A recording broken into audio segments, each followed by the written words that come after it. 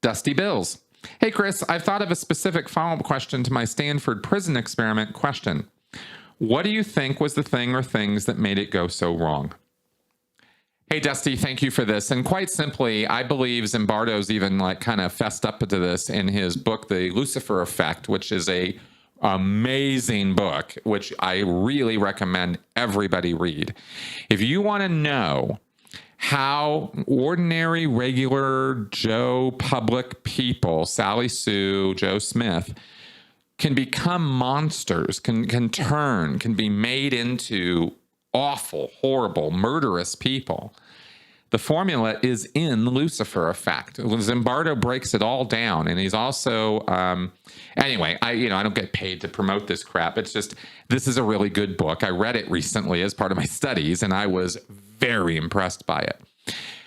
Now, Zimbardo talks about the Stanford Prison Experiment in the book in some detail, and he does quite an analysis of it, and he talks about the fact that he got carried away. Everybody connected with the whole thing did. I mean, they thought this was going to go on for a couple weeks. They had no idea that people were going to, the people involved in the experiment were going to take on these roles and dive into this stuff so heavily and so quickly. And that was the thing that was so surprising. And it was so... what? It was so surprising, shocking, what is going on here? And they were reviewing the footage every day and watching what was going on. And it was just like, holy crap, it was almost like popcorn. I was like, oh my God, I can't take my eyes off this. And these were people, Zimbardo and his assistants and other people working on this, they really should have had a more objective point of view, right? But they just got too caught up in the circumstances and the fantasticness of what was going on.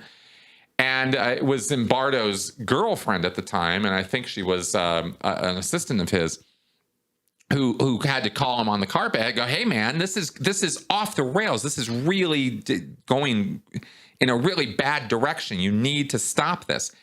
And this was back in a time in the early 1970s when moral and ethical boards did not exist, when there was not ethical oversight, and so there was not anywhere near as much as there is now. I mean, I don't know if there was nothing, but there was certainly not what there is now.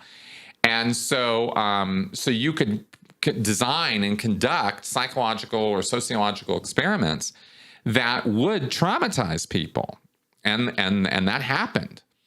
And it is a very controversial thing these days as to, how far can you go? And you have to get ethics approval if you're going to conduct experimentation or research through a university. And the Stanford Prison Experiment was done at Stanford. It was through a university. And so you would never, ever, ever get ethical okay to conduct such an experiment like that now, because there has to be fully informed consent and you can't traumatize people in the course of experimenting on them, et cetera. There's very, very, very strict guidelines on this stuff now.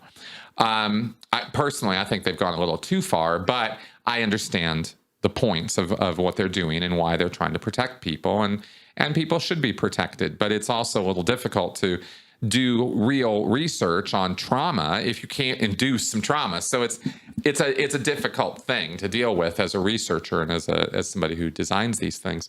So anyway, that's kind of what happened there. Is it just kind of the emotions and oh my godness of what happened kind of took over, and the science kind of slid over to the side for a little while.